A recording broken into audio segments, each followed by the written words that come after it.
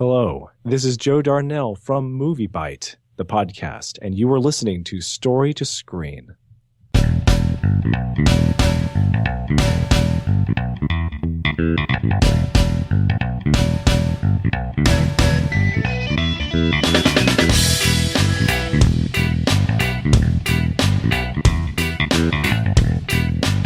Well, hello everybody, and welcome to a brand new episode of the Story to Screen podcast, the movie podcast where we review all different kinds of movies, new and old. I'm your host, Chris, and joining me tonight, as usual, is my co-host, Joshua Ling. Hey, Josh, how's it going? Woo-woo, you know it, stuff and words and phrases. How's it going, everybody? Doing good. And our special guest tonight, he is the host of the MovieByte Podcast, Joe Darnell. Hey, Joe, how's it going? Doing great. How's it going, Chris? I see what you did there. You called me special. Does that mean I get a free ticket into Tomorrowland? Well, you already did so, I mean, you already saw the movie, so you don't get any free tickets or nothing like that, so... I'm not recruited. Dang it. I thought I was special. Not that special, I mean... Maybe he means another kind of special, Chris. Or going to yesteryear. Yeah, maybe. But I was going to say that if you want to win something, maybe you can tune into our 50th episode, which is just around the corner, everybody. So, and maybe you can... Nice. So, yes. Little button that says S to S, yeah. Yeah, go ahead. Anyway, folks, yes, by the way, we are approaching our 50th episode in a couple of weeks. This is episode 46, actually, I believe. So we're almost there, so I'm really excited about it. So we got some really interesting things planned for the 50th episode. But Joe, for people and my audience who are not really familiar with you and your show, why don't you talk a little about yourself and your show, MovieByte? Sure, thank you. I have many different podcasts these days, but the first one and the most special one, it's in Tomorrowland and everywhere else. It's called MovieByte. And I've been hosting that one with TJ Draper from Tennessee, and I'm down here in Metro Atlanta. So we got to know each other over the internet. I was criticizing one of his reviews of a product one day, and he took issue with my review of his review, and then he reviewed me, and I reviewed him back, and we realized it was a match made in heaven, so we might as well have a podcast and review things together. And so we've got 39 episodes in the can. We are recording. Thank you. We are recording our Tomorrowland review this coming Memorial Day, and we're very excited about almost getting to 150. But 140 is man. It just feels like everyone is a special occasion now at this point. Do you do anything like special for each event? You know, after reaching like a certain goal. I drink during every show. No, we have a great time. But usually in person, we've only met once in person, and we recorded just one episode in person because he's from Tennessee. We don't get to see each other very much, but we're very good friends now. And usually I just follow it up with, spending some time on the couch, watching a good movie or something. And I really enjoy this job. I enjoy the process of breaking down movies for myself, taking notes, and nerding out about them, discussing them with friends. And it all started with, going back to worldview issues and theology many years ago. I was studying them with some of my mentors, and we had some great discussions about popular culture and philosophy. And the best way to digest those things was in movies. So one thing led to another. I started reading some books from some great, Christians that had some good ideas. And I really enjoyed this process of breaking down our belief this way and realizing that, the artists and filmmakers have belief systems they carry through to all their movies too. And they do such a good job of it. They do it artistically, creatively, and in a way that genuinely reflects the culture most of the time. So with that, I realized just how important it was to review movies. And since then, I've been enjoying it ever since. And there's so many great shows out there now that talk about these things. All the great shows about movies and philosophy, there's many of them now. And I'm glad to see that you guys are doing it too. Yeah, I mean, I think we could definitely improve in some areas in terms of explaining, a lot more better biblical perspective and trying to apply that a little bit more on our shows. We haven't been able to do that recently, but we want to try to get back to those roots. I do have a question for you. What do you think makes a good film critic? What are the essential elements that makes a good film critic? Oh, you just pushed one of my buttons. You had to go and say, what is a good film critic? I have a hard time with this one, Chris. I honestly think, do you count yourself as a critic? I'm more of a movie fan, and I don't know. Joshua, help me out here. Would you say I'm a movie critic? You in particular, I would say you are a budding movie critic. You're almost there. Okay. And I find myself right in line. I'm really resisting the critic status. How about you, Joshua? I'm a writer first and foremost, and as a writer, I like breaking things down and seeing how things were done, and then stealing ideas for myself. So, okay. And as a writer, you're one of my favorite kind of people. Yeah. So there's stealing that. other people's ideas. So I do think writers are critics because they have to be. They're very critical of their own work, and it just is what do you call it? It's natural to be a critic of other people's work if you're a critic of your own work. So. And that's the key, that you are the critic of your own work for sure. And I personally don't like to think of critics in a positive light in terms of the larger media, because I feel like that so many of them feel entitled to their opinion, and it becomes very egotistical. And pretty soon it's a sort of a, what do they call it, where you're just feeding off of the groupthink, and everyone is somewhat critiquing each other's critiques, and then you want to make everybody happy, and so much peer pressure is going around that you want to sound just like everybody else. And so, 90% of the time the critics agree with the critics, and then the audience is, left hanging to think other thoughts. And so you can see that reflected on Rotten Tomatoes. Yeah. I believe that there are good critics out there, but they're really hard to spot because it is sort of like politicians. The best politicians are the ones that don't want to be in politics. And the ones who want to be in politics, you better beware. And the people who want to be critics, you better beware. So the best kind of critics, the ones that are the best, are the ones who prefer to think about things from a humanized point of view. And I think the critics get away from that when they systematize too many things. And then when they find something they genuinely appreciate that they share with the audience, the audience, the lay people who enjoy the things for how they meet them on their face value more often than by some, a strict system. They tend to be much more honest about their feelings towards a movie. Does that make sense? It makes sense to me. I mean, I think one of the things that really stood out from what you just said is that people seem to just kind of follow the bandwagon of film criticism as opposed to kind of trying to develop their own unique opinion somewhat. Yes, they're afraid. I mean, that's human nature, right? We have the fear of man. Can I ask you this? I know this may be a little controversial, but do you think a filmmaker like Christopher Nolan and his followers, like, no one's afraid to criticize him with his movies? So you think there's the possibility that Nolan would be afraid to criticize his own work? Well, or like even his devout followers. So let's put it that way. When something bad comes out, say for example a certain particular third part in a trilogy, which I wasn't a huge fan of. I don't know if you liked it or not. Yes or no? Yeah, yes and no. Okay. Well, yeah. But anyway, yeah, I get the sense that people are just going to have to follow the bandwagon because, it's the popular opinion. It's the popular thing at the moment. And they're going to defend it because that specific individual made it, and therefore automatically gives it a pass. You kind of get what I'm saying?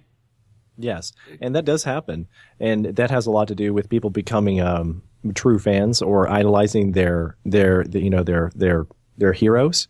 And Christopher Nolan definitely has been that. When you're looking for a really good story, he's delivered the goods. And there is a pattern that they have demonstrated with loyalty, that people typically will give their loyalty to someone when they have engaged that someone 7 or more times and they were happy 7 times over. So if you go to church and you hear a great sermon and you loved that sermon, and you get 7 more, or you just get a total of 7 great sermons from the same pastor, then there's some part of you that genuinely trusts the man. You genuinely appreciate what he has to say from the pulpit. And the same thing will happen in the theater, which is just, the secular, humanists, cinema, what do you call it? Church. for lack of a better word, but it is the church for the rest of the culture, right? So you go to theaters and you see the name attached to a movie and you liked it really a whole lot. Then you bought the DVD or Blu-ray and you watched it 5 or 6 times. And then you watched 1 or 2 sequels from the guy. You think he's, he's God on earth. This guy can do no wrong. And so you're going to resist the idea that he made a mistake with the third part of his trilogy.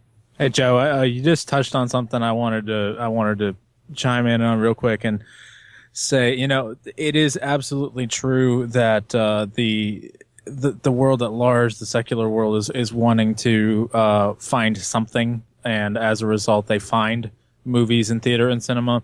I think that is one of the reasons it is so crucial and so important for Christians to be making mind-engaging movies, imagination-engaging movies, and stories, just in general, whether it's books or whatever, because right now we live in a culture that is always trying to entertain itself, always trying to tickle its own ears, etc. And while we still absolutely always need preachers, and that's probably the number one thing we need, we need preachers who preach the word of God and do not compromise. We, as people who are fans of movies and stories, need to be fighting the battle on the imagination front, because that is where we have been flanked as a culture. We still have strong preachers. There are strong preachers preaching the word all over the place. That, so much to me, is not the problem. Yes, there are less right now, but that's because we've lost in other areas, and we've really, really lost the imagination battle, the battle for that imagination of the people. And I feel like until we really start working and putting our money toward capturing the imagination, especially of the American audience, we're going to continue to see losses in the church and in other areas of the kingdom of God. I couldn't agree more. Preach on, brother. Okay. And should I clap now? Go ahead. Yeah, well, I would love to continue these conversations, but we do have a show to get on with, so let's go ahead and go into weekly segments.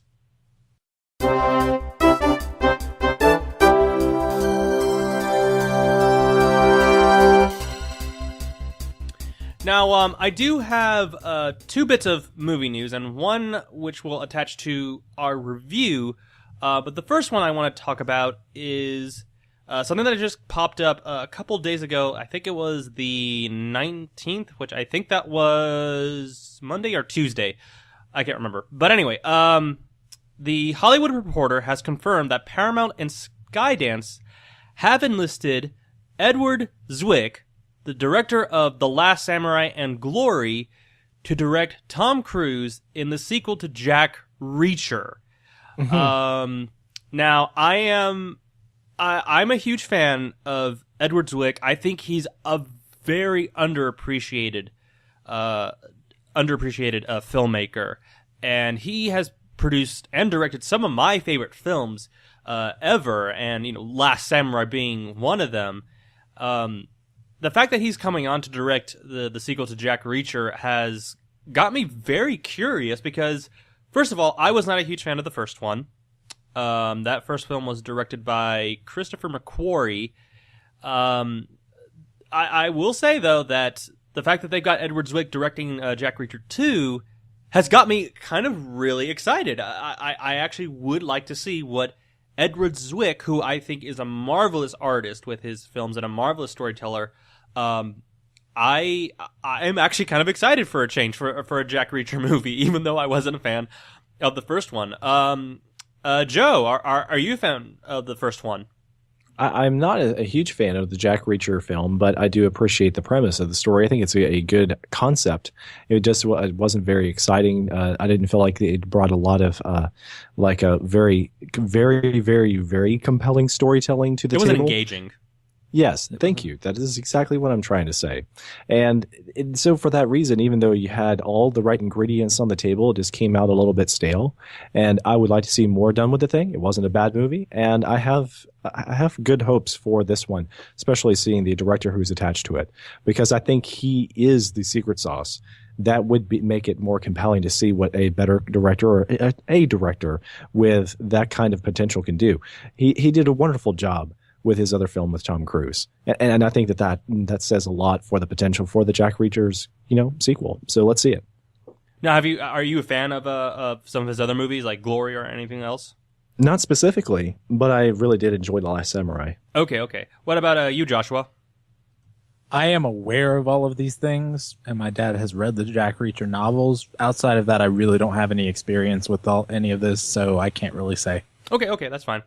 Okay, our last bit of movie news will tie into our review big time. So let's go ahead and just jump into our review for Tomorrowland. With every second that ticks by, the future is running out. Newton? That's not mine. What's not yours? The pen. I've never...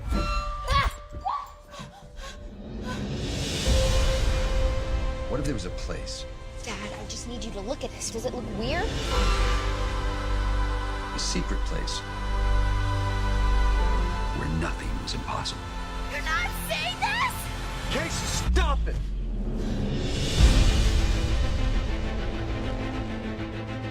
Go away! Did you see the dog? Cool. I want you to take me there. Take you where? Where'd you get this? Who are you, kid?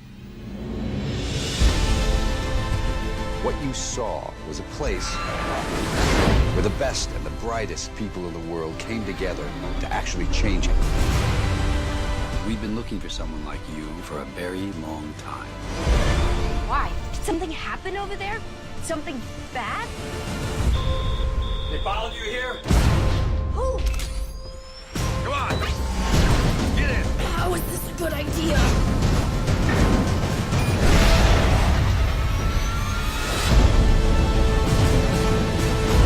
There's one way in.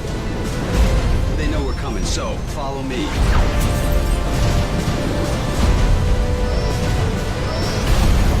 All the people, why me? He thinks you can fix the future.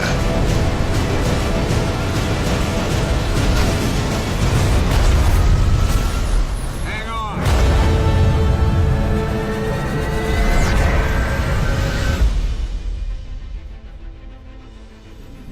You wanted to see Tomorrowland.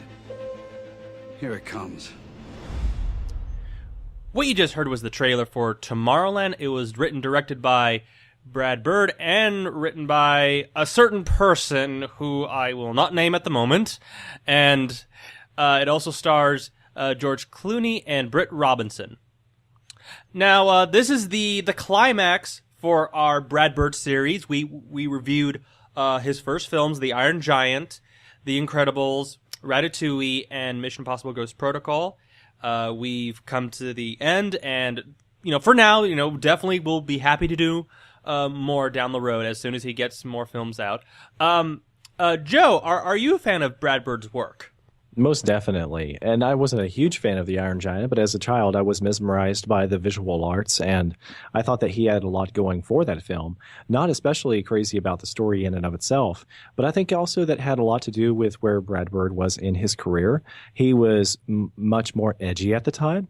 And even though he had rubbed shoulders with many great minds when he was growing up in film school and he was taught the right stuff, I feel like he had to, I don't want to say sow his wild oats, but he had to do something on screen that he just had to get out of himself. And even though that film shook things up and it garnered lots of attention, I think it didn't come close to what he has done in more recent years. So I'm just very happy with the results of his world and The Incredibles, and knowing that it was really his world he had created. Those characters were his, and Pixar gave him the keys to everything at Pixar. That film proves Brad Bird's abilities and where he has come along as a filmmaker. So I was very excited to see this film, Tomorrowland. Okay. By the way, are you a fan of Ratatouille? Yes, but not for the same reasons. Okay. So anyway, this is the little bit of movie news I wanted to really address real quickly that will tie into our review. While promoting Tomorrowland, Brad Bird did discuss that he was offered to direct Star Wars Episode 7: The Force Awakens.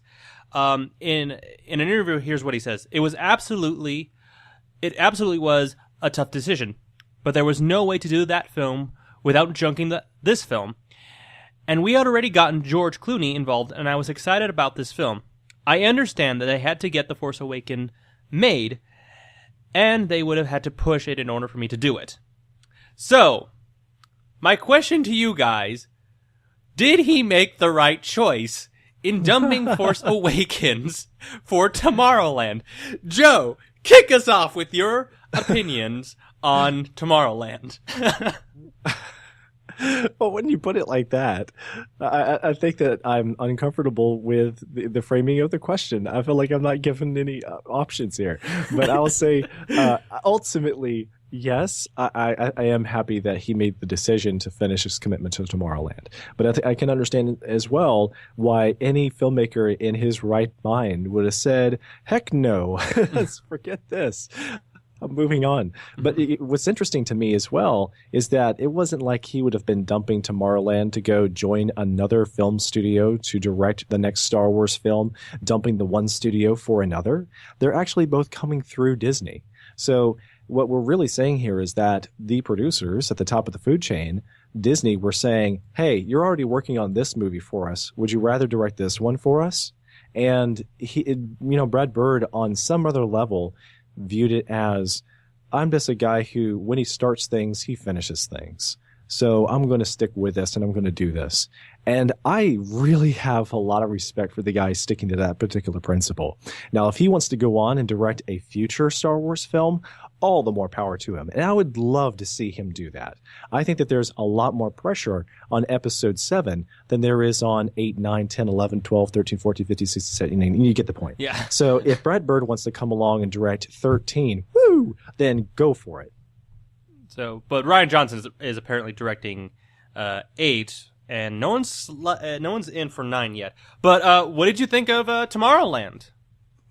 Hey, my initial impression was there was so much to like and so much to be not so crazy about. And you wanted me to go deeper? Go ahead, yeah. Okay, so Act 1 and 2 feel a bit like they were just one very long Act 1. And the reason for this is because it was all a great big setup for what was to take place, roughly, relating to the climax, wrapping things up for everything that had been built up. Like there was going to be this great big reveal. You knew there was a secret. They just had to get all the characters to a particular spot in Tomorrowland to make the great big reveal. And then once they made the reveal, things moved incredibly fast. This is not a dislike or like. I'm just making a point here that this was startling to me. I felt like there was too much build up to the climax. Like the entire thing was a slow drum roll getting to the climax, and then boom, the climax happens and it's over. Then you got this brilliant theme going on throughout the entire film. A sense of hopefulness is captured, and even if it is very naive hopefulness, optimism, I enjoyed it for what it was. I thought that it was well played by Brad Bird and sort of the Disney flair, the Disney aftertaste. It wasn't a bad sort of hopefulness and optimism that came across as like a sadly ironic or just weak and, overly used. This seemed to be a very genuine, heart-driven film, even if it was kind of shallow in the hopefulness department. And then, Bird, he is written all over this film. And that is so cool. One of the funny things about this film is that I think that in the hands of another director, it would have been just as bad as something like Spy Kids, the Spy Kids franchise. And if y'all have seen any of those, they're just terrible. I think we got a fan here for one of them. I will say this: the first one of Spy Kids, there is some potential there. As a whole, I agree it does not work. But the idea that putting yourself in the kid's shoes, especially saying, my parents were captured, they were spies, and I had no clue, and now I have to save them. that in and of itself is an interesting premise that when they focus on that and focus on that emotion, I think the film works. But for the majority of the film, they don't. So everything you said, I would echo. Yeah, and that is where the praise for Spy Kids ends. Yes. For me anyway. But this is one of those kinds of films that could have gone that way. But thanks to having Brad Bird all over this film, it actually felt like it was that premise that, well, it had sort of the Incredibles secret sauce all over it. There were little things here and there, and I was like, hey, I've seen that somewhere. Oh, that's right, Brad Bird. He did that in like every movie he's ever made. And that was a good sort of thing where even though he is copying himself, he also is refining upon himself. And I enjoyed those little touches. We can hear his voice telling us the story, is what you're saying. You know? Yes. It's also important to note that when you leave the movie, you feel a little bit bad for every cynical thought and emotion you've ever had. And that just goes to show how even though you may have been not so crazy about how preachy this movie got at some points with heavy dialogue to describe the problems and the themes that they were developing and how they were trying to save the world, and the problem at hand was cynicism and pessimism versus optimism and hopefulness. But you definitely understand, the sermon's message was made. You owe it to the world to do something to fix what you dislike about it. So it was a fun ride. And that's just to sum up my initial thoughts. Okay. Joshua. I will say, I think this is the most, and I will clarify my words here in a moment, but this is the most dangerous movie that I have seen in a long time. And when I say dangerous, I don't mean dangerous in a way that is evil or good or whatever. I mean dangerous in the way a nuclear bomb is dangerous. And I mean that. It is extremely it's an inspirational nuclear bomb. Okay? This film is very, very imaginative, very, very celebratory of the human imagination. And as a result, if taken from a humanist perspective, it can lead to, I'm saying someone who is really inspired by this film. If they come from a humanist perspective, they think that I can control my destiny. I can command everything, within my power. I am essentially God. And as a result, that can create something very dangerous. But on the other side of dangerous is the good side. If you actually come at this film from a perspective of sort of, I actually read an article, and I can link to it if you guys want to read it at some point. But this guy I know, he wrote about how this film really plagiarizes the post-millennial view of the scriptures. Now, regardless of if you guys are pre or post or whatever millennial, the idea that Christ has won the victory and that we are marching on toward that world, and he is going to use us as his instruments in order to bring the world under his dominion, is exactly what they're doing in this. It's just that it's not explicitly, a Christian film. So they've absolutely plagiarized that kind of optimism, and it is sorely missing in the church today. So I really feel like this is a movie that Christians need to go see, because they, not all Christians, some Christians who, going alone, they don't have anyone to help explain things or whatever, or can't discern themselves. Yeah, don't go see it. But people who have the ability to talk with folks about it and really dissect it, this movie to me is the most important movie that we review since we started this podcast, Chris. Really? And yes, and I am sorry that I was, late for this and everything. I couldn't help it, but I have never been more excited to review a movie than this one right here. No joke. And it's not necessarily because it's so great or so bad. It's because it is so dangerous. Oh, okay, Josh. Can we pause the show so I can go get a bucket of popcorn? This sounds great. Okay. Go ahead and do that, and I'll finish up my opinion. Was there anything else you wanted to add, Joshua? No. That is my initial thoughts. Okay. Okay. I'm just gonna say flat out, I did not like this film, at all. Brad Bird, I think, kind of I don't know if he shot himself in the foot, so to speak, but he kind of fell into this trap of, here's what I'm painting. He fell into this cage, and there are 3 doors, and 3 of those doors are conventionalism doors, and it can either go down the Tron Legacy, original Tron route. It can go into the Wizard of Oz route, or it can go into, what was the Alice in Wonderland type of route, or the third one, Pirates of the Caribbean route, and kind of taking a period piece and making it all fun and all that stuff. Here, this movie feels like it's stuck in that cage, and if it goes either way, or if it goes, and in this case, I think it went all 3 ways. It kind of draws comparisons and even to some degree criticism towards that, because it feels like it's doing some of the same things, but at the same time it doesn't. Because I feel like it's a film that is more focused on the hope, optimism, and I think quite honestly that is a good message. I just don't know if they execute that idea very well at the end of this movie. I will compliment Brad Bird, did a fantastic job, capturing the visualization of Tomorrowland. It was beautifully done. I thought it was a very, very well shot film, but it has a lot of story problems that, of course, we're going to go ahead and talk a little more in depth. And I think also its overall message of optimism and I kind of feel like it's kind of hollow at the end to some degree, but we'll talk about that a little later. My major, I mentioned a little earlier, some of the story problems and the certain writer who I would not mention, and drum roll order, please. Damon Lindelof.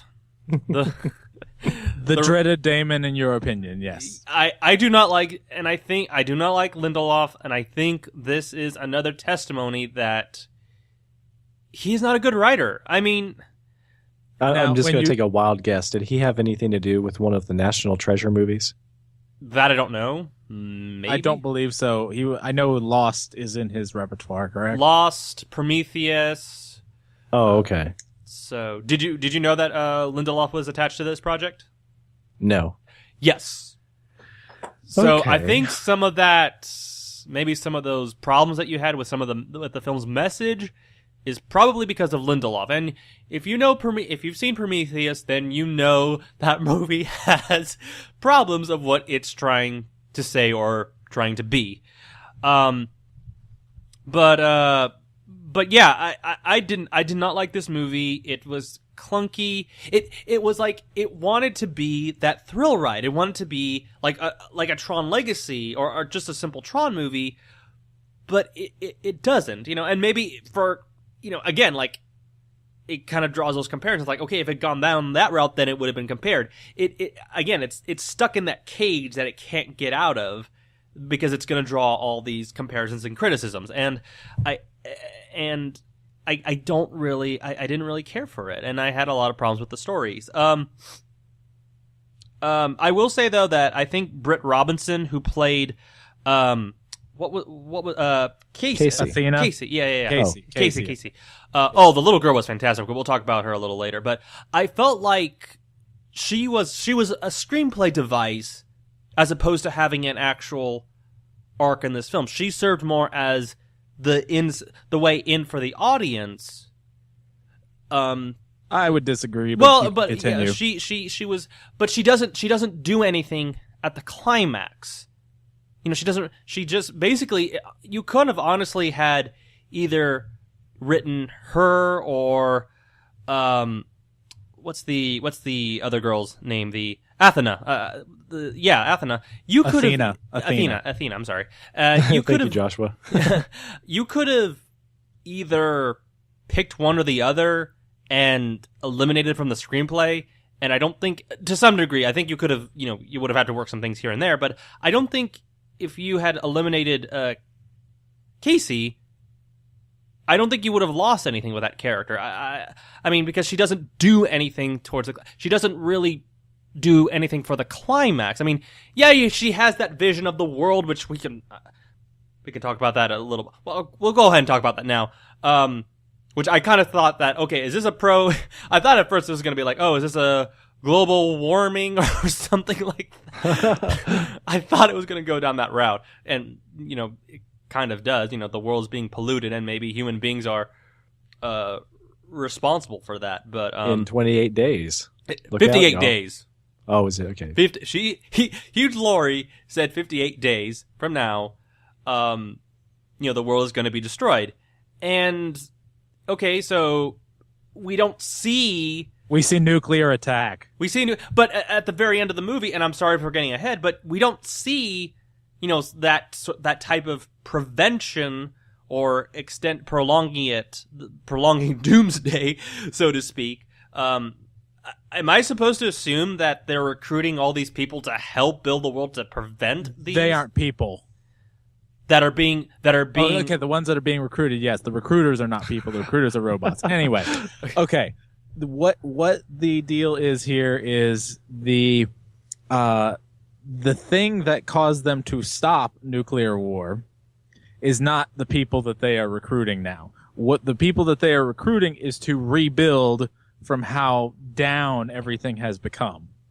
Okay. They're going in to rebuild Tomorrowland and capture the vision they had for the early 1960s. Exactly. And so that's just the vision for the future. The prevention happened when they destroyed the monitor, because the monitor was set to show the world how horrible things could be in hopes that it would turn itself around. But of course, as Hugh Laurie said in his monologue, which I thought was brilliant. Oh, by the way, great, yeah. Yeah, he said that, we're so obsessed with apocalypse and death as a culture. And that is a straight up Christian point of view right there. Like that, yes, he's coming from another perspective, but that is right out of the Christian's handbook right there, out of the Bible. That sinful man, fallen man is obsessed with death and apocalypse. And that man is profiting from that.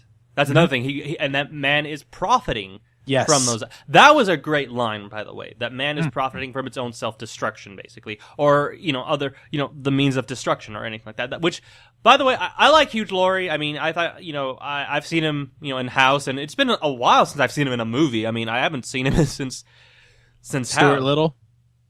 That was a long time ago, man. But House, he was on that show for like 8-10 years and all that stuff, and it finally came to an end. I kind of thought he was a little underutilized here because he was meant to be for the end. But another problem that I had with this movie is that it took us so long to get to the end, to the actual Tomorrowland. Exactly, it was sort of like waiting in line at Disney World, and I hated that. That was the part. Here's my question. That's why I hated that. Here's my question, though: was the true, they're advertising Tomorrowland. They're not advertising our world, whatever. But that's kind of an advertising versus actual payoff, and I agree on that front. But didn't that anticipation help build up, like whether or not it paid off? But wasn't that good build up? The trailer. Here's the problem: the trailer was offering something different. I was getting a completely different vibe from that teaser trailer, and that's all I saw. I didn't see anything else, because it seemed like the MacGuffin of the movie was that little pin, which was an awesome little pin, by the way. And I thought they were doing some really creative things, and I thought that little pin was going to play a much more important function in the plot. It played a pretty important function. It was a recruitment device. It didn't really... It did, but that's kind of it. I mean, it didn't really play... It wasn't like, it's the plans of the Death Star. It's the One Ring. It wasn't... No. It wasn't that vital. I mean, yeah, it just offered her a glimpse of the future city, or Tomorrowland, I'm sorry. But it doesn't really go anywhere. And that teaser trailer, which I think was fantastic, it didn't really play much into anything at all. Did anyone else hear the story of the pin? Yes, I've heard that. Have you, Joe? What is the story of the pin for the audience's sake and Chris, for other people? Chris, do you want me to tell you? Go ahead. Okay. Yeah, I know what it is, but go ahead. Basically, what I've heard and read is that a little while ago, the people who, like producers and stuff, were cleaning out some stuff in Disney. It was Brad Bird, actually. It was at Brad Bird, and they found a box full of some Walt Disney stuff. They found the one of the original comics with Buck Rogers in it, some plans for Tomorrowland and the Magic Kingdom, and some other various things. And among those things, they found this pin, and really, we don't know what it was or where it came from, which in and of itself is fascinating to me. It could have been just like, who knows, a pin from a railroad station or something like that. But the fact Did the pin basically look like the one in the movie? Yeah, yes. From what I've heard. Amazing. Wow. Yes. And so that's the that really is the spark that got this movie going in the first place, which I think in and of itself, is a fascinating story. I accidentally muted there for a second. Sorry. Wow, I like that backstory. It's too bad they couldn't have that incorporated into the movie somehow. They didn't need to go to the World's Fair. They could have just had a girl show up at Disney World with her father, Tim McGraw, and they happen across, old Walt Disney's office. And no, I don't know. No. I like that idea too. Write it. But okay, can I ask you guys about the beginning of the movie, because we see the young Frank Walker. Did that prologue drag on? I was like, wait a minute, don't show us. Well, because I was thinking they were going to go another route. Don't show us quite yet what we're seeing. Don't show Tomorrowland quite yet. Leave that for the suspense, or the anticipation of when of the big reveal, like when she finally touches it. I thought that was kind of a. The first act seemed choppier than the rest, the way that they would have some, flashbacks and forwards. And so the sense of pace was a bit lost on me for moments. I understood where they were going with it and what they were attempting. The ebb and flow break felt like I was hopping from one YouTube video to the next until I finally arrived at one that would last for more than an hour in a playlist. And so, yeah, I know what you're saying. Well, let me say this here. We were actually talking before the podcast about how you were talking, Joe, about the fact that people talk about show don't tell, and you think they take it to an extreme, right? Mm-hmm. I think as far as structure goes, I'm a fan of hero's journey, 3-act structure. All these different various examples of a very structured, movie. I think structure is very good in a lot of cases. I do think that there are some stories that require less structure, but the main structure that still has to be there for it to be a story is character, conflict, resolution. Those are the 3 things you need. If you don't have those 3 things, it's not a story. Character, conflict, resolution. And this definitely had character, conflict, resolution. And so to me, yes, while it is a very different way of doing it, it still carried me along and I was able to follow it. I was reading a lot of reviews afterward on Rotten Tomatoes, and the 3 things that kept coming up were convoluted, preachy, and humanism. Those were the 3 things that I kept seeing in just about everywhere I went. Rotten Tomatoes, Christian sites, everywhere. And the preachy side I kind of get over because they had a good message, whatever. The convoluted side, I just don't see. Like, yes, it doesn't follow our normal structure, but does that mean that every song, for example, has to be in 3/4 or 4/4 time as opposed to 6/8 time or 10/14 time, whatever? It depends on how you do it, I guess. Right, it does. Question. And I don't know if this movie does. Yeah, for me, it brought me along for the ride, and I was able to follow. And that's just the point I'm making, so. I think for these kinds of details, I think that they're going to trip older people more than younger people. Younger audiences are just going to flow with it. But isn't this movie more for younger audiences and the future? I think, and I don't mind seeing that here. It's a good point. It feels like that's something that Brad can really tap. Sometimes you're watching a Toy Story movie and you feel like it's a bedtime story for adults. And in a good way. I mean, like actually, really deep thoughts there for parents to relate to their family life. And that's fine. But then you show it to your children and they're kind of like, okay, whatever, Dad. But then you watch this movie and they're going to be giddy, and I'm going to be like, seriously, kids, you're excited about this? And it's just one of those things where it's like, a movie doesn't need to be all things to all people, and we shouldn't forget that Disney, at the end of the day, while they are trying to send a message home that harkens back to the very themes of Disney and what they're trying to do with their brand, and get out there and spread the word of their own gospel message of humanism and the like, that they really want to entertain people. They want you to leave happy when you're watching this movie. They did it one way with Cinderella, and now they're doing it another way with this film. And I think that we, as film reviewers in general, it's easy for us to slip into this mode where we think all movies should be all things to all people, and if it doesn't do that, then it loses at least half a star rating. And we should not do that to this film. We should, remember its context. But Chris, can I ask a question real quick for both of you guys?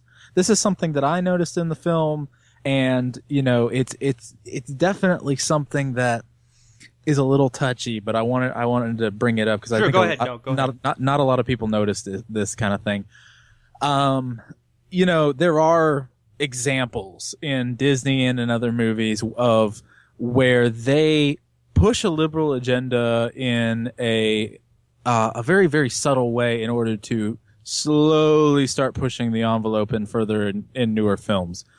I think there was one particular thing, and I don't know if it definitely is or not. I just want an opinion from you guys. There was a relationship between, obviously, an artificial intelligence and a man, but the visual could be considered pedophilic. And I wanted to get your guys' opinion. Do you think that there was any, not necessarily from Brad Bird or David Lindelof or anyone in particular, maybe some executive? I would say Lindelof. Lindelof has done some weird things. It's possible, but my point being, without pointing any fingers, do you think that was specifically, because she didn't have to be a little girl. She could have been a mother figure to him. She could have grown up. Yeah, or no. Well, she could have grown up, or she could have been a mother figure in the beginning instead of a friend figure. And he could have had a crush, and it would have been just as simple, a story. It really doesn't add anything that she is a little girl. Joe? The thought had come across my mind, but in looking at the grand scheme of things, if there's a mastermindful conspiracy at Disney and they're trying to push the envelope in this direction, we have yet to see it. It's hard to judge by looking at this movie. And at the same time, it's sort of like, if that's what they're trying to do, then this film is definitely setting the stage for it. But at the same time, it actually begs the question, not so much of pedophilia, but why can't you just have a relationship with a machine of any kind, whether they look human or not? So let's make a machine that looks extremely human. And then when machines come about that you can have relationships with, when they don't look so human, then maybe you'll go ahead and just have a relationship with them. And at that point, you've dematerialized the meaning of relationship, and you've dematerialized the meaning of a meaningful, intimate relationship. But at the same time, here's the question too. Is there not room for a romantic relationship, but room for any kind of relationship with an artificial intelligence? I argue that because the idea that a writer, for example, creates in his mind and in his writing a character, right? And there is certain aspects to where, a writer can say, that character is like a son to me, or that character is like, a friend of mine. I can imagine having a conversation with them, etc. At that point, it's not a human relationship. It's not on the same level as a human relationship. Don't get me wrong there. But I think that there's a certain almost like human animal relationship there almost, if that makes sense, even though it's she. That writer must be a lonely old man if that's the case. See, you can make that joke, but it is true. It doesn't necessarily mean that you don't have human relationships. That's, sure. But I'm saying that you see what I'm saying, Joe? I think yes, I understand. Yes, this does happen to the writers. Yeah, I think I think a writer who's creating, whatever characters or something like that for his or her own story, I think he or she will have some sort of a relationship because she is nurturing it. She is creating it. She's molding it. She is creating it for the purpose of where he or she is taking that character through. And why I don't know why I'm saying a lot of she. Maybe because I'm thinking of Stephanie Meyer of the Twilight books. This is who you go to for right. Well. I don't know why I was thinking of that. I don't know why. But this was still a better love story than Twilight. I just got to point that out. I don't know. That both are correct. That's a complete joke. That's a running joke of mine. Sorry, continue.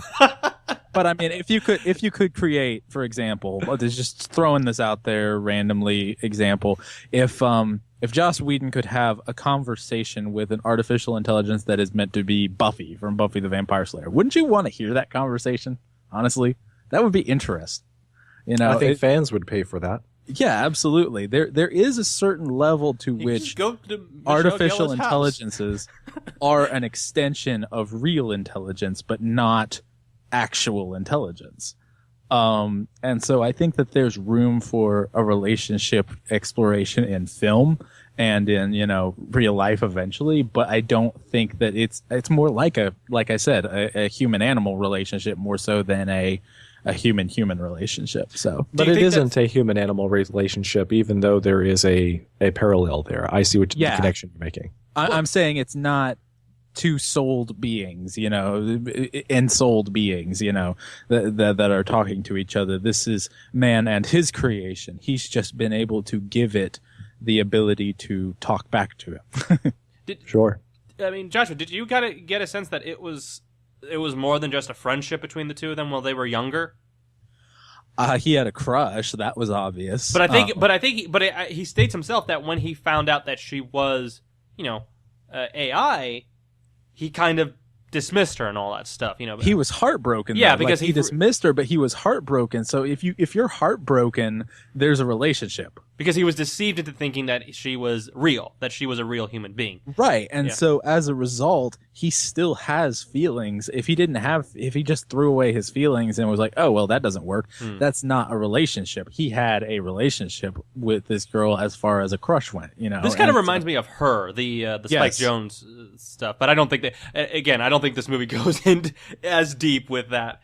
No, but I wanted to bring it up because we've had so much more artificial intelligence in our movies lately, and so far the one that's really gotten it the best to me is Big Hero 6. Interesting. We can talk about that another time, but Joe, just really quickly, I think that they really showed that this is a robot, this is not a human, and we can accept that, and he can still have personality and everything, but all that personality comes from... And he can still have affection for it. Yes, and all his personality and everything comes from Todashi, and as a result, he is an extension of Todashi. And so, that's basically my point. He wasn't this Johnny Five is alive. It wasn't this idea that the machine is becoming more, which really just bugs me. And it bugged me a little bit in this movie, but they did okay with it. And for the record, Athena is older than Johnny Five. This is true. Which, I will say that Raffi Cassidy, the actress, I thought she did a tremendous job. Oh, fantastic! Thank you. She reminded me. She reminded me of a Whedon character. She felt like a Buffy, yes, a Buffy or a River Tam or something like that. She just felt like that to me. This is probably one of the best. In my notes, I have this mentioned that Athena usually stole my attention from all the other characters. That I'm like, even though I know this is just a child actress that's like doing a really good job, but she's basically just acting a part, and in that part, she practically never has to behave like an android. She doesn't behave like what we know an android to be, like C-3PO. She just acts like a little girl on a mission. And that being said, I still found myself trying to get into her head and sort through the contradictions. And she was amusing. There was moments that were laughable, but always charming. How interesting would it have been if, the narration that we get from Frank and Casey at the beginning was actually Athena, and she was the thing that was bringing the two things together, and we actually had a little bit of more narration from her in her mind and how, the machine was figuring out how to fix this. The only way that would have worked is if Athena had survived the spoiler alert. Yes. Can I sound Look, it out? we've been spoiling this movie already, so come on. If she survived the explosion and came back This is because true. they had a backup copy. Unless That would be the only way to make the time. unless the narration started at an earlier point, but yeah.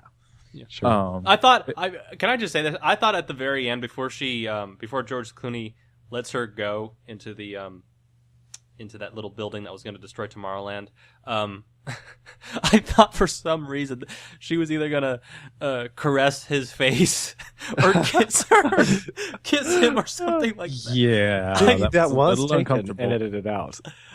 I thought they were going to do that. I thought, like, don't tell me they're going to do that, you know?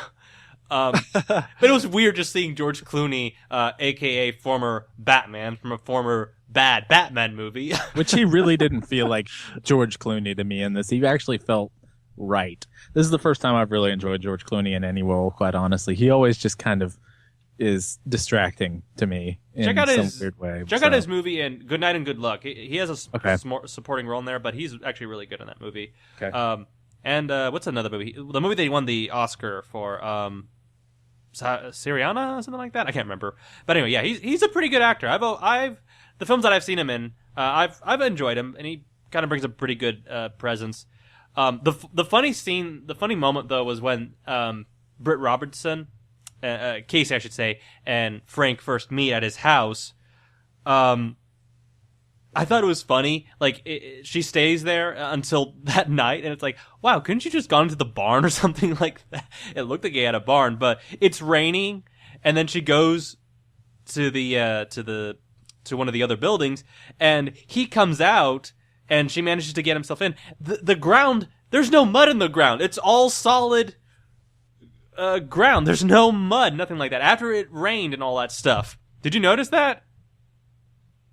It's a hologram like the dog. No, not the hologram. The ground. I know. I was joking. Okay. Joshua, are you a hologram? I'm a hologram. Yes, I am. Artificial intelligence. Help me, Obi-Wan Kenobi. You're my only hope. There you go. Oh boy. What has happened to the show? Throwing references out there. So, anyway, no, but did any of you guys feel like Lindelof, the problems with this film were probably with Lindelof because he's not a really good writer? He can be our scapegoat, sure. Okay. I think that the problems that I had with this film were not in regard to the story; it was more the worldview. You know, and can I touch up? Yeah. Can I add some fuel to the fire there on the worldview topic? Why not? You know, I'm going to at some point. So okay, please go for it, Joshua. But go ahead, Chris. Well, I was gonna say let's kind of leave that for a little bit later. Yeah, we'll return to that towards the climax. We'll do that in just a little bit. By the way, did any of you what was it? Blast from the Past? I love that place. That was cool. But I was like, this is some of the worst product placements ever. I'm sorry. All the Star Wars stuff. And yet the World's Fair with It's a Small World wasn't. And It's a Great Big Beautiful Tomorrow at the very beginning of the movie. I guess this was a Disney movie, like, to the umpteenth degree, and it really had to delve into Disney mythology, and as a result, I didn't mind. But the funny part was that there were some Iron Giant toys there. That's awesome. Yeah. Which, by the way, I owned one of the Iron Giant figures. By the way, but no, that was really cool. I mean, it was just like, oh yeah, I get what you're going for, Brad Bird. You're trying to say, hey, I did all these things before. Remember Iron Giant? Did anyone spot any incredible stuff? Yeah, I saw at least like one mug, some mug with the logo, you know, whatever. It wasn't anything overt. Okay. But I think I saw at least one Incredibles mug. Okay, what about Ratatouille? I don't think I saw any Ratatouille. I don't think it fits into the Blast from the Past place. Okay, I didn't see any Tom Cruise, MI4 stuff, so sorry, Tom, you're not Disney property at all. So, which, by the way, he should make a Disney movie sometime, but I don't know if he will. Legend 2. That wasn't Disney. No. But I'm saying Disney gets the rights, and they have Legend 2, and they bring back Tim Curry and everything. I love the idea. Tom Let's Cruise will be make an it happen. old man. It doesn't matter. He's coming back. This is like, he's old now. He's old and grizzled, and now there's like some new chosen one or whatever. He's too busy right now with Risky Business 2 and Top Gun 2 and Mission Impossible 6. And if they don't kill him off in MI5. But anyway, seriously though, I need me some more Tim Curry and whatever. So he needs to be in a Pixar movie.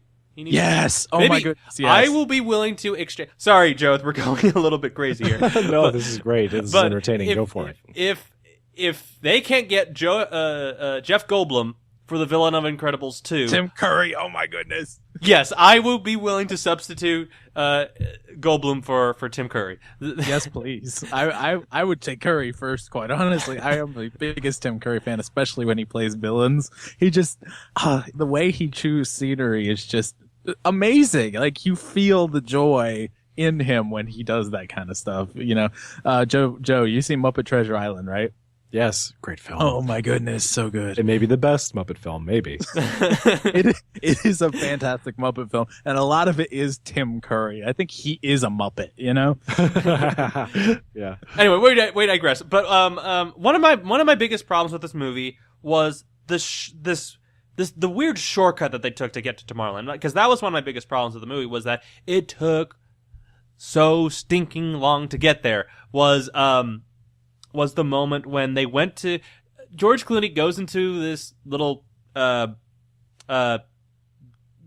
is it, like a location travel device, whatever it was, and which funny enough, he says, don't you just ever stop questioning how things work and just take things and whatever he said, like just take things and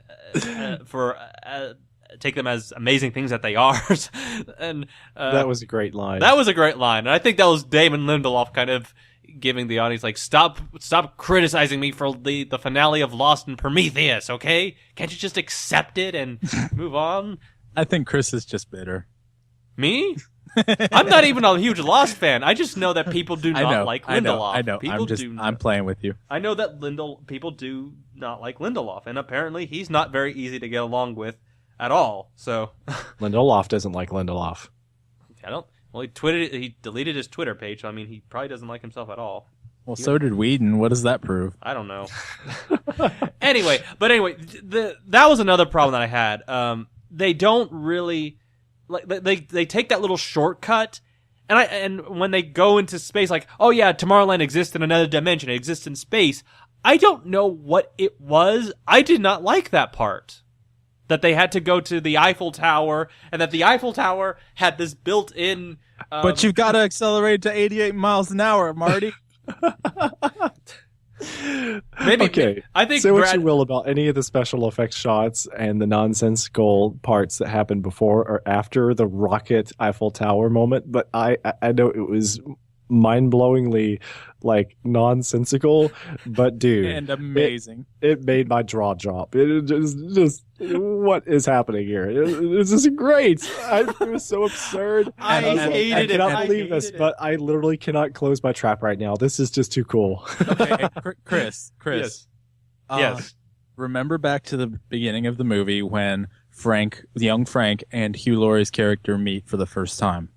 Yes. What did they say to each other? Do you remember this? He said, "Have fun, get out." Correct. Now, do you side with Hugh Laurie?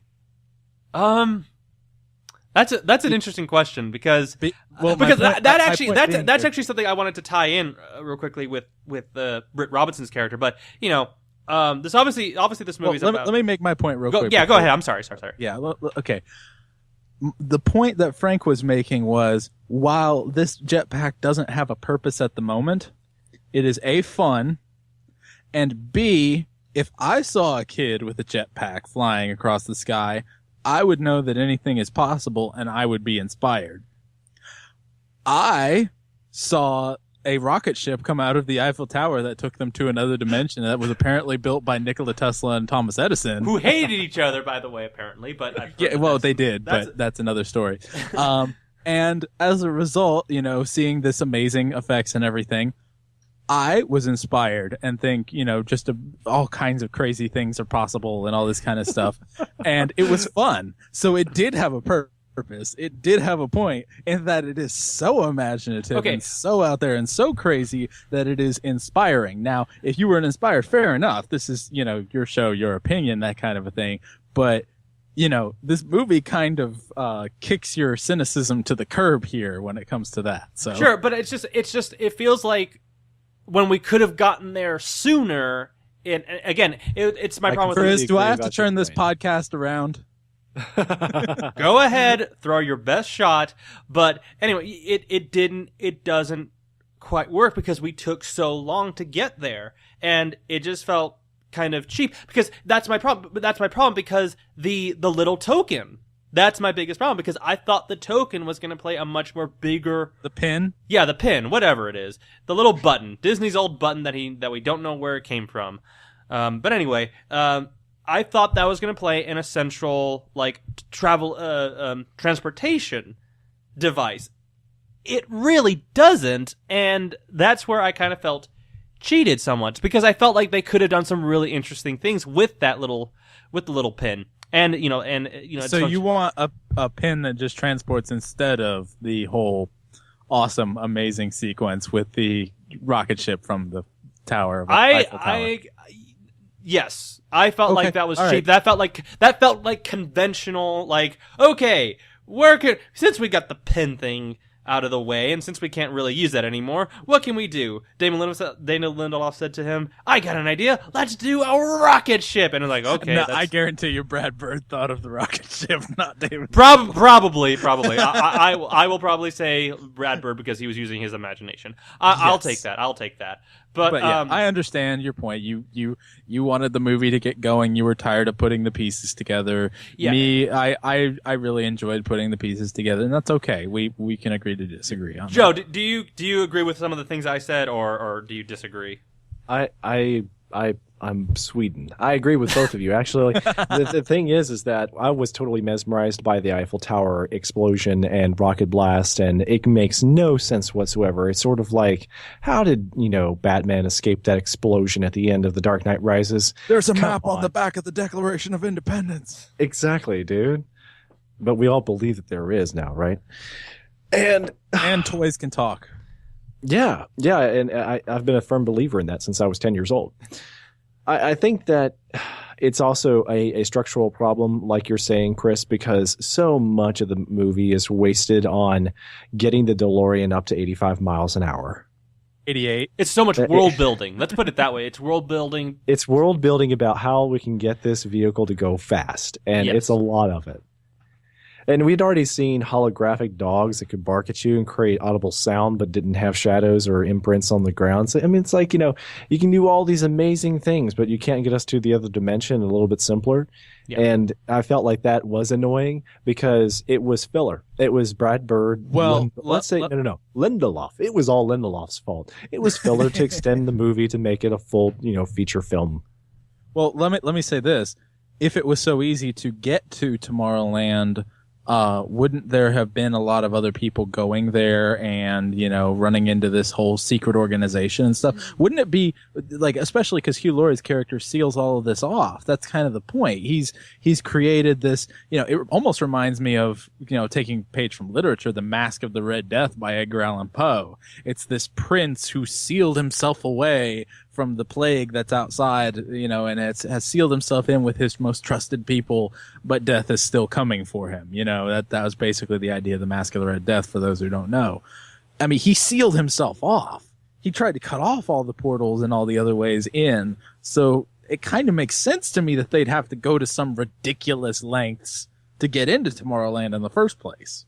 Right. Earlier on in the film, when they used the button to do the demo reel, I got the impression it was as easy as slipping into Narnia.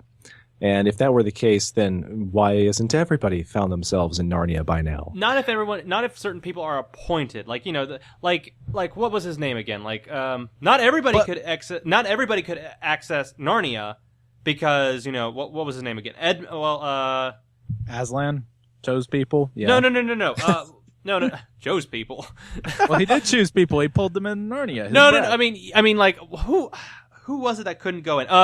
Susan and Peter. Peter, yeah, they couldn't go in. I don't think Edmund was able to go in the first time. I know he went in the second time. Correct. Yes. So there is kind of like providential, like you're meant to go in here before everybody else does. There's you can slip in if you have the right security card or the right code. But my point is that Hugh Laurie's character, Nix or something, Governor Nix, something like Nix. that. He cut everything off. He cut every way off that he could possibly think of. But Frank knew the one special way that you could still get in was through the Eiffel Tower. You see my point? It's kind of like, there's been other sci-fi stories where someone's cut themselves off into, a pocket dimension or whatever, and they're sealed away from everyone else. But there's that one way that you can get in, and that made sense to me. I don't know if you guys have ever heard that convention, but I mean, that's a pretty popular convention. I mean, you could again, that's the problem with this movie. It can't avoid the comparisons to other stories or other films that have done these things already. I mean, even if it did the whole pin thing, I still think there's something creative there you could have done. And I think Brad Bird is more than capable of doing that. I think if the film had delivered what the teaser trailer had offered, I think this could have been a far better movie, quite honestly. But, the fact that it isn't, but the fact that, where was I going now? I can't even remember what I just said now. I do not remember. Do we want to get to worldview? Yeah, let's go ahead and go into. You want to let all of us kind of have a chance on the worldview? Do you want to do that? Sure, go ahead. Okay. Well, I will say one thing though about the Casey character real quickly. Sure. There was nothing really specifically special. I mean, they were kind of making it seem like she was very, very special. She was the only one who had any sort of hope. Optimism. She was the heart. She was the heart. Yeah. But I don't drove the machine. Sure. I just don't think. I mean, she's supposed to be a symbol of hope. I mean, but she's there vandalizing she's going to that station and she's destroying. But why is she doing it? Why is she doing it? Because they're destroying. They're bringing it down. And that was right, and the I'm whole just saying point that maybe she's not necessarily a good role model in some cases, but I don't know. No. She's Robin Hooding. Okay, she's essentially Robin Hood stole from the rich to give to the poor. She ain't doing she's any of that she's stuff. being a vigilante. She's doing the wrong things for the right reasons. Okay, Robin Hood was good all the way through. I give a little slight. No, he wasn't, because communism is never good. But you gotta remember, Casey's father is Tim McGraw. So yeah. That was weird seeing him on here. Yes. It was so weird seeing him in that before, spacesuit it was weird seeing him in that spacesuit at the end. I'm like, what is Tim McGraw doing in there? Is he gonna grab his cowboy Apparently hat? Engineers are really important people in Tomorrowland. Singers as well. So anyway, yeah, let's go ahead and go into our worldview. Something that we haven't really brought up just yet, and there's a lot of interesting worldview themes because the film really does get kind of preachy, and it's not all bad. It's just that it doesn't have a very good foundation, and it gets really weak when it tries to provide an answer. And this is a weakness of many films. I know that a touchy, sensitive film you must approach with caution is Ex Machina, and I watched that film not very long ago. And it touches upon similar distantly related themes from, worldview matters. And it has, artificial intelligence brought up, people trying to make the world a better place, but in the most carnal, cynical way imaginable, devoid of any sort of, decent ethical morality. And with more often than not, there's a great number of these filmmakers that like to raise important questions, and they value raising the important questions, but they really just don't care for any of the right answers. I think that's another problem with this movie. It feels like it's trying to ask the questions, which I think, again, Lindelof, your fault.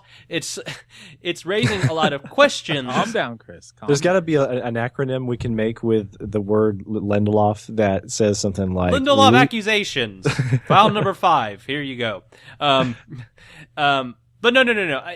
I feel like, again, the movie is bringing up all these really, again, like the speech that Hugh Laurie made. Humanity is its own enemy. It's going to basically fund or it's going to profit from its own self-destruction. And I think that's something that we've kind of seen in other movies. I think maybe even like Terminator. I think Terminator may be a good example of that. But even though that's kind of a little bit a little different, or maybe even like maybe something like RoboCop. But basically the good people of power to giving funding and people of destructive natures and all that stuff. But yeah, I don't think the movie gives a definitive answer. Yeah, again, the main message about the movie is hope and optimism, but there's not really what can we do to stop things in this world, to stop the evil acts that are occurring in this world. It doesn't really answer those questions. It's more kind of raising them. It's more asking as opposed to supplying audiences with an answer. At least that's how I got it. So, am I wrong? Okay. I'd like to hear your response to this, Joshua. I have some notes I wanted to share too, but they're not exactly addressing this point. Okay, go ahead. The point Chris is making is that they didn't give an answer. I think that they did give an answer, but it's a convoluted, man-centered perspective that, quite honestly, we cannot understand because we have not really been raised in that worldview. We don't understand that worldview. It's foreign to us.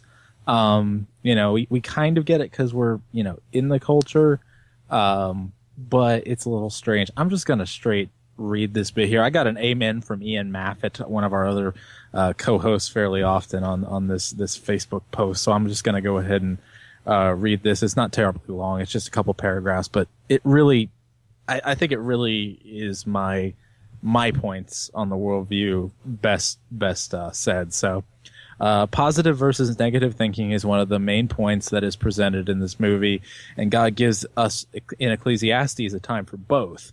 There is a time to be awestruck by all that is wrong with the world because of sin, and a time to be rejoicing and positive when God is merciful to us. To paraphrase C.S. Lewis's Narnia for a second, sons of Adam are enough to raise the head of the lowliest beggar, and shame enough to drop the head of a mighty king. We are sinful creatures, fallen and broken, but we were not made to be this way. Yet all the positive thinking in the world cannot bring us closer to Christ. This is where where feel-good pastors miss the mark, where humanism and utopia seem to be in reach if we do something, but all our righteousness is as filthy rags. But God is in control, and He in His sovereign majesty has already claimed victory for Himself and saved His people. Therefore, we are to think positively about our future, innovate, explore, and find out more and more of His amazing world through the Bible, science, and whatever tools God has given us in His natural creation in order to further His kingdom and bring about His dominion in the earth. Does He need us for this? No. Is He going to use us for it? Yes. Why? I don't know. Ask Him. It's time we stopped focusing inwardly on how terrible the sins of our world are and start focusing on Christ. He and He alone is the King of the land of tomorrow, and He will have all His brilliant theologians, scientists, storytellers, musicians, agriculturalists, and more be a shining reflection of His endless glory. It will consume this world, and He will continue to reign, the sovereign over every yesterday, today, and tomorrow. Ian, you just won yourself the Christian Pulitzer Prize winning. No. I wrote that. I got an amen from Ian. Oh, okay. Sorry, Ian. You don't get any recognition. So, yeah, you get the Pulitzer Prize. No, those are wonderful quotes, by the way. So yeah, that's on my Facebook for anyone who wants to read it. So yeah, I can post it on the story to screen if you want, Chris. Sure, go ahead. That can be a good little review right there. So Sure. If you want to, you can even post that as an actual review for the film. So that's another thing I would like to do. Maybe it's just because I'm a slow writer, but maybe we could do some more like written reviews for films and all that stuff. So well, I'm writer, guys. So yeah. So problem is that there's deadline. So there's yeah. Well, I can do it, but yeah. Sure. Do you want to weigh in on that, Joe, or? No, I think he put it beautifully. Okay. And at the same time, it goes back to some important details here you're making, that if you come from our worldview, but you don't know how to articulate it, you just said it very well.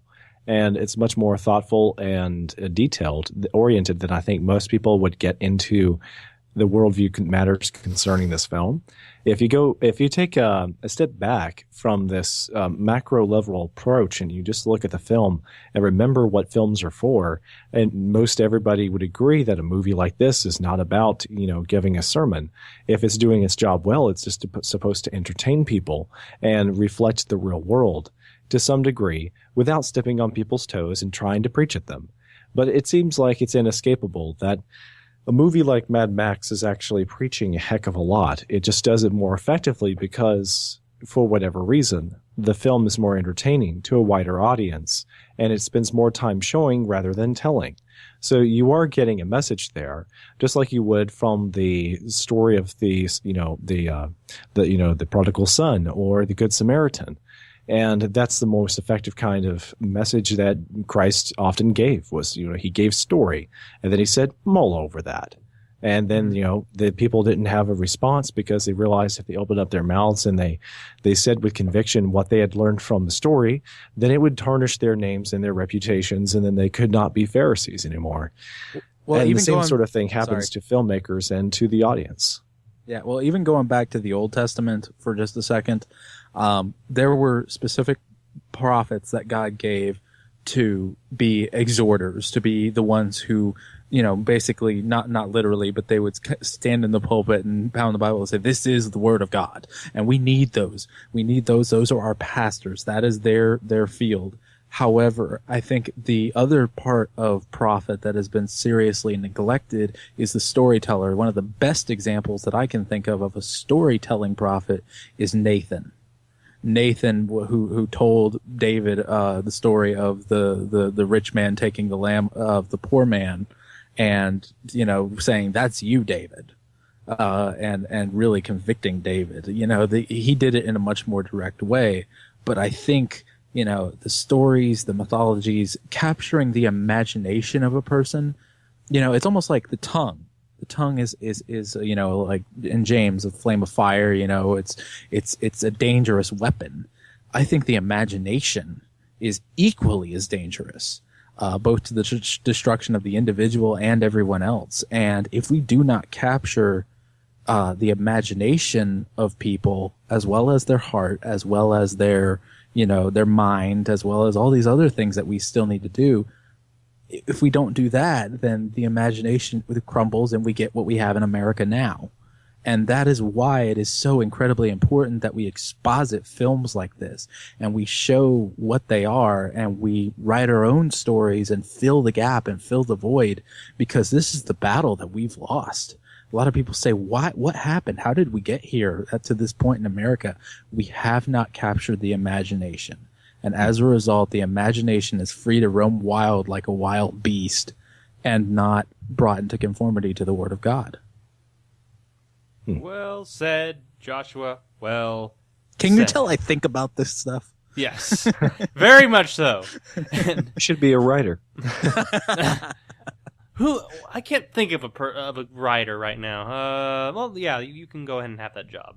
Anyway, guys, we're going over like almost an hour and a half, and great content, guys. This is what I like to do with the show, like try to provide a lot more meatier topics. And I think one person wrote in on our show asking to try to go a little more in depth with our reviews, and I'm gonna have to say I think we've delivered for the most part on that idea. Well, we got a film that was crunchy enough that we could really get into it. You know? So before we wrap up, Joshua, are there any questions on our Facebook page or anything, or any comments, anything like that? Let me go take a look. I had it pulled up just a second ago, but I don't think we have anything on Twitter. Yeah. Let's see. The story to screen. Let's see. Notifications and. We did get a comment, and who's the person? It is not a question, it is a comment, though. It is Elijah Cost. Okay. Elijah, hello. Do you want me to go ahead and just read it? Yeah, go ahead and read it. Go ahead and read it. Okay, it is a comment. It is not a question. That's He fine. says, saw it last night. It wasn't perfect, but the more I think about the movie, the more I like it. I think it's probably my favorite film by Brad Bird behind The Incredibles. And it's also my favorite film that Disney has based off a theme park attraction. Thanks for doing the podcast. That was Elijah Cost. Thank you, Elijah. Thank you very much for that comment. But you're wrong. I'm sorry. This is not... MI2, Incredibles is his masterpiece. MI4 is great. Ratatouille is third best, and Iron Giant is my least favorite, and Tomorrowland is at the bottom of the barrel. For me, anyway. How would you rate him, Joe? Yeah, how would you rank? I haven't really taken the time to structure Brad's films that way. I can give you a moment if you want. No, I would probably say Incredibles, Ghost Protocol, this film. What else am I missing? Ratatouille and Iron Giant. Where would I insert Ratatouille?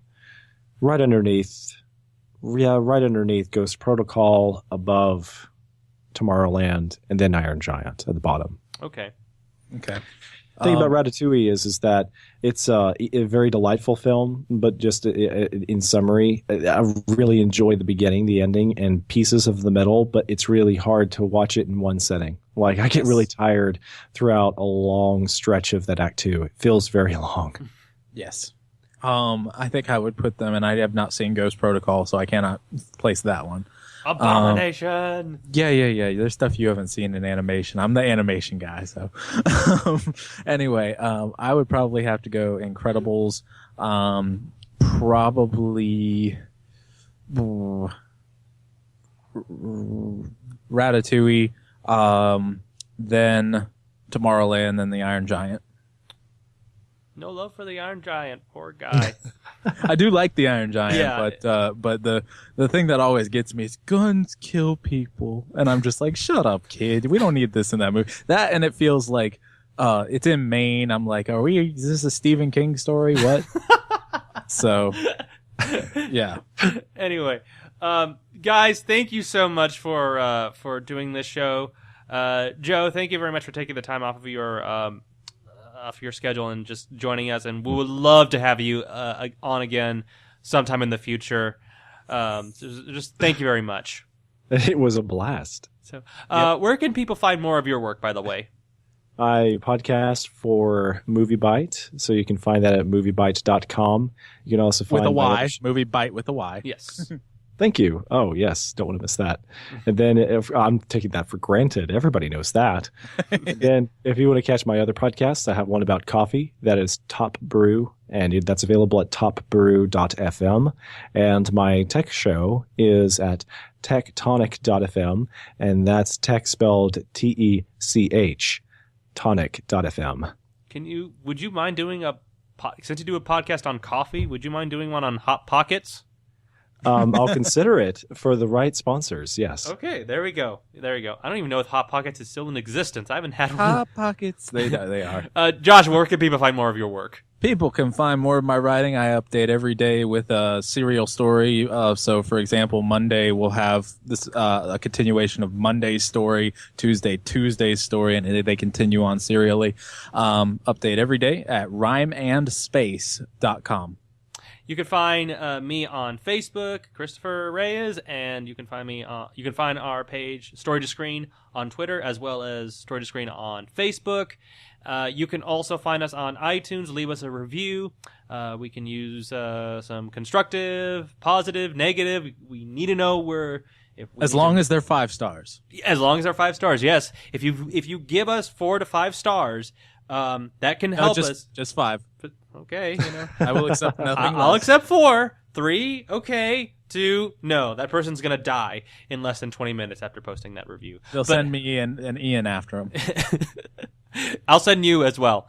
Because you two are the big dogs. So there you go. Yeah. But yeah, leave us a negative. A negative. Are we ready to start the show? Chris, you're projecting the negative vibes just like the monitor. It's a self-fulfilling prophecy here. Anyway, we got to think positive. Yeah, think positive. Think Be bright, be positive. Oh gosh, I remember that from Walmart long Think ago. of a wonderful thought. That's an Any old story. Happy little thought. Yeah. But anyway, just subscribe and download our episodes. And if you leave us some reviews, that can help us go into the compete with some of the big dogs, Slash Filmcast, Now Playing. Help us cause more awareness of the show. We've got a lot of episodes, and we also have our 50th episode around the corner. We've got some exciting things around next week.